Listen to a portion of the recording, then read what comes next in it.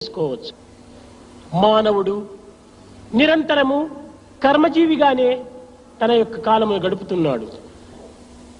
అయితే స్వార్థముతో కూడినటువంటి కర్మలు అయినప్పటికీ పరార్థాన్ని కూడా నువ్వు కొంతవరకు నువ్వు గుర్తించి సేవలలో పాల్గొనాలి.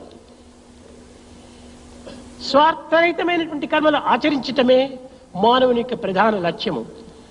ఈ శరీరం ఆవిర్భవించడమే పరోపకారార్థం ఇదం శరీరం అనేటువంటి సత్యాన్ని మనము గుర్తించాలి. ఇట్టి పరోపకారార్థమై చేసినటువంటి యొక్క సేవల యందు పరార్థమైనటువంటి యొక్క సంబంధం కూడాను ఆవిర్భవిస్తుంది. మీరు ప్రీతిపూర్వకంగా హృదయపూర్వకంగా సేవల్లో పాల్గొని ఎవరికి చేసినప్పటికీ నా దైవానికి చేస్తున్నాను ఈ సేవలని విశ్వసించి చెయ్యాలి. ఈ సేవల యందు నిజముగా నిరహంకారం అనేటువంటిది